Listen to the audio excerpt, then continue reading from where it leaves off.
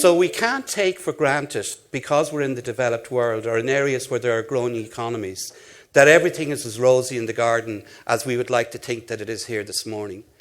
There are patients who are involved in, at the recent WHO Executive Board meeting there about 2 months ago, we heard from the Kuwaiti Ministry of Health explaining to the delegates the impact on the area of Jordan from refugees that were flooding across the border, and the impact on their healthcare systems to actually be able to provide the basic needs there.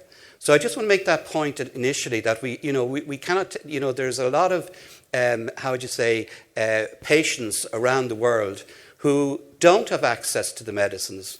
If there's a natural disaster, the funds go to look after the natural disaster. But the patients with diabetes or cancer or neurological illnesses and so on, they may not actually get the service because the monies are diverted. So, IAPO has grown from strength to strength over the last 10 or 15 years. We've 250 member organisations now spread throughout the world. And we're in working relations with the WHO and the UN and many other international and European agencies.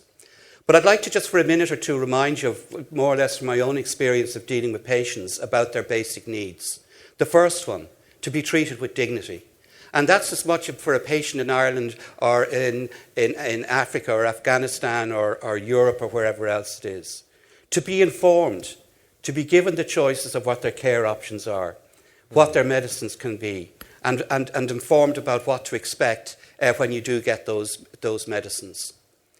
To have systems that are quality assured, that are improving the quality and standards of not just the products, but also the skill sets of the physicians or the healthcare workers that are actually at a point in time dealing with a patient.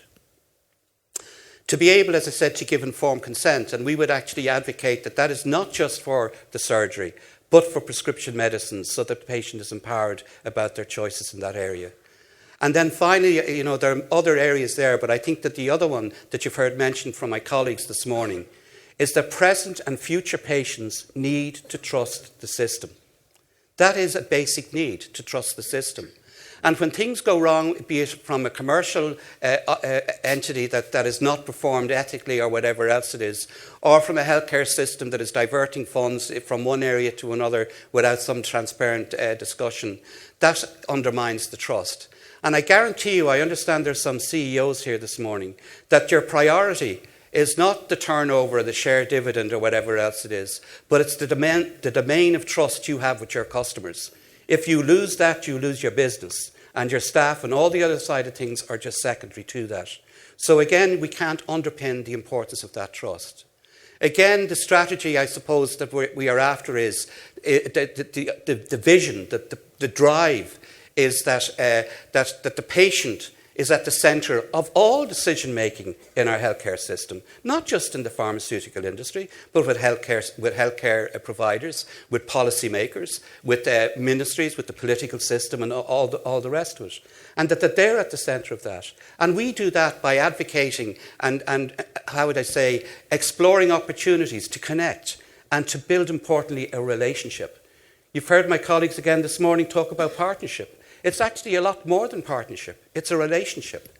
Now, if a relationship breaks down in our private, personal lives, sometimes you can repatch them. Maybe, as they say, blood can be thicker than water.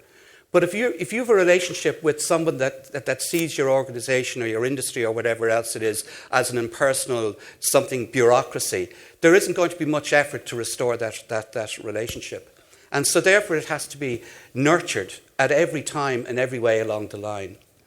So, again, I think that it's important for what is the role of the pharmaceutical industry. I think that it has a really important role. As again, I'm sort of picking up at the end here, you cannot do well if you don't do good. But that good, the doing well piece is done within an ethical framework, not something of a commercial opportunistic situation, but that there is a good return, a fair return for the investments that you're making. And in that, on the reciprocity side, that not only then that can you do good, but our society can prosper and grow in their own right. So I think it's important for the pharmaceutical industry to, what is your vision? what is the strategy? Because I think there are multiple strategies from different players within the system. So I think if it's really about building relationship, if that's the vision, well then the strategy then maybe should be just simply engagement. So again, I'm just going to say that the voice of the patient in individual countries is growing. It's growing globally. We're able to exchange best practices extremely quickly. We have alliances and so on with other patient organisations, both globally and nationally, where we can very quickly share what we're doing. And, you know, what's happening, say, in Ireland from the point of view of involvement of advocacy, in policy making, in health technology assessment, in dealing with emergency task forces and so on and so forth. There are numerous areas of that engagement, and I hope and trust that that will actually grow not only just in the developed world, but also, as I say, keep in mind the challenges that are out there in the developing world, and certainly even the areas where they're underdeveloped and badly needed of your products that you have. Thank you very much. Thank you. Thank you.